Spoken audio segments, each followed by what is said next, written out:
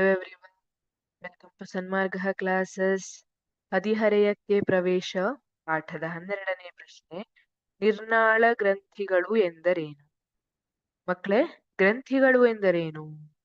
ಗ್ರಂಥಿಗಳು ಅಂದ್ರೆ ಕೆಲವೊಂದಿಷ್ಟು ಹಾರ್ಮೋನ್ಗಳನ್ನ ಸ್ರವಿಸ್ತವೆ. ಅವುಗಳನ್ನು ಗ್ರಂಥಿಗಳು ಅಂತ ಕರಿತೀವಿ.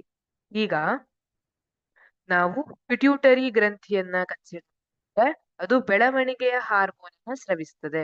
ಬೆಳವಣಿಗೆಯ ಹಾರ್ಮೋನ್ ಅನ್ನ ಸ್ರವಿಸೋದ್ರಿಂದ ಬೆಳವಣಿಗೆ ಸರಿಯಾಗಿ ಆಗ್ತದೆ.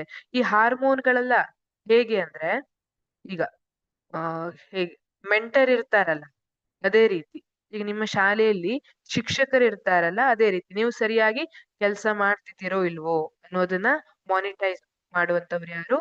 ಈ ಹಾರ್ಮೋನ್ಗಳು ಅವುಗಳನ್ನ ಸರಿಯಾಗಿ ಮಾಡಿಸ್ತವೆ. ಅವುಗಳನ್ನ ಬಿಡುಗಡೆ ಮಾಡುವಂತವ್ರು ಯಾರು? ಗ್ರಂಥಿಗಳು ಅಂತ ಕರಿತೀವಿ. ಈ ಹಾರ್ಮೋನ್ಗಳೆಲ್ಲ ಸರಿಯಾಗಿ ಕೆಲಸವನ್ನ ಮಾಡಿಸುವಂತವು. ಈ ಗ್ರಂಥಿಗಳು ಅವುಗಳನ್ನ ಬಿಡುಗಡೆ ಮಾಡುವಂತವು. ಈಗ ಇಲ್ಲಿ ನಾಳ ಗ್ರಂಥಿಗಳು, ನಿರ್ನಾಳ ಗ್ರಂಥಿಗಳು ಅಂತ ಬೇರೆ ಬೇರೆ ಇರ್ತದೆ. ನೀವು ಈ ಪಾಠದಲ್ಲಿ ನಾಳ ಗ್ರಂಥಿಗಳ ಬಗ್ಗೆ ಕಲಿಯೋದಿಲ್ಲ. ನಾಳ ಗ್ರಂಥಿಗಳಲ್ಲಿ ಏನಾಗಿರ್ತದೆ ಅಂದ್ರೆ, ನಾಳ ಗ್ರಂಥಿ ಅದ ಹೆಸರೇ ಹೇಳ್ತಾ ಇರೋ ಹಾಗೆ ಆ ಗ್ರಂಥಿಯಲ್ಲಿ ಸ್ರವಿಕೆಯಾಗಿರುವಂತಹದ್ದೇನಿದೆ ಹಾರ್ಮೋನು, ಅದು ನಿರ್ದಿಷ್ಟ ಅಂಗ, ಗುರಿ ಅಂಗ ಅಂತ ಹೇಳ್ತೀವಿ. ಅದನ್ನ ಹೋಗಿ ತಲುಪ್ಲಿಕ್ಕೆ ಒಂದು ನಾಳದ ವ್ಯವಸ್ಥೆ ಇರುತ್ತೆ. ಅದನ್ನ ನಾಳ ಗ್ರಂಥಿ ಅಂತ ಹೇಳ್ತೀವಿ. ಹಾಗಿದ್ರೆ ನಿರ್ನಾಳ ಗ್ರಂಥಿ ಡೆಫಿನೇಷನ್ ಅನ್ನ ನೀವೇ ಹೇಳ್ತೀವಿ ಅಲ್ವಾ? ಹೇಳ್ಬಹುದಾ? ನಾವು ಸ್ರವಿಸಿದ ಹಾರ್ಮೋನುಗಳನ್ನು ಗುರಿ ಅಂಗಗಳಿಗೆ ತಲುಪಿಸಲು ನಾಳಗಳನ್ನು ಹೊಂದಿಲ್ಲದ ಗ್ರಂಥಿಗಳೇ ನಿರ್ನಾಳ ಗ್ರಂಥಿಗಳು. ಇಲ್ಲಿ ನಿರ್ನಾಳ ಗ್ರಂಥಿಗಳಲ್ಲಿ ಏನಿರ್ತದೆ, ಇವು ತಾವು ಸ್ರವಿಸಿದ ಹಾರ್ಮೋನ್ ಗುರಿ ಅಂಗಗಳಿಗೆ ತಲುಪಿಸ್ಲಿಕ್ಕೆ ನಾಳಗಳನ್ನ ಹೊಂದಿಲ್ಲ. ಅವುಗಳನ್ನ ನಿರ್ನಾಳ ಗ್ರಂಥಿಗಳು ಅಂತ ಕರಿತೀವಿ. ನೇರವಾಗಿ ರಕ್ತಕ್ಕೆ ಬಿಡುಗಡೆ ಮಾಡ್ಬಿಡ್ತವೆ.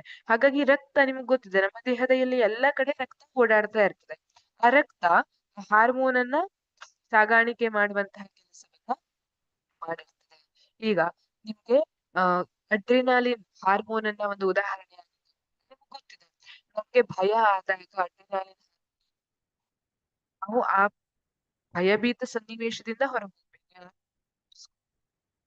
ಆ ಸಂದರ್ಭದಲ್ಲಿ ನಾವು ಕಾಲಿನ ಸ್ನಾಯುಗಳಿಗೆ ಹೆಚ್ಚಿನ ಶಕ್ತಿ ಬೇಕಾಗಿರ್ತದಲ್ಲ, ನಮ್ಮ ಮುಖದಲ್ಲಿರುವಂತಹ ಸ್ನಾಯುಗಳಿಗೆ ಹೆಚ್ಚಿನ ಶಕ್ತಿ ಬೇಕಂತ ಇರುವುದಿಲ್ಲ. ಹಾಗಾಗಿ ಮುಖದಲ್ಲಿರುವಂತಹ ಸ್ನಾಯುಗಳೆಲ್ಲ ಏನಿರ್ತದೆ ಅದರಿಂದೆಲ್ಲ ಅಲ್ಲಿ ರಕ್ತದ ಸಪ್ಲೈಯನ್ನ ಕಡಿಮೆ, ಕಾಲಿನ ಸ್ನಾಯುಗಳಿಗೆ ಏನಿದೆ ಅಲ್ಲಿ ರಕ್ತದ ಸಪ್ಲೈಯನ್ನ ಜಾಸ್ತಿ ಮಾಡ್ತದೆ. ನಮ್ಗೆ ಓಡ್ಲಿಕ್ಕೆ ಸುಲಭ ಆಗ್ಬೇಕು ಅಲ್ವಾ, ಹೆಚ್ಚಿನ ಶಕ್ತಿ ಬೇಕು.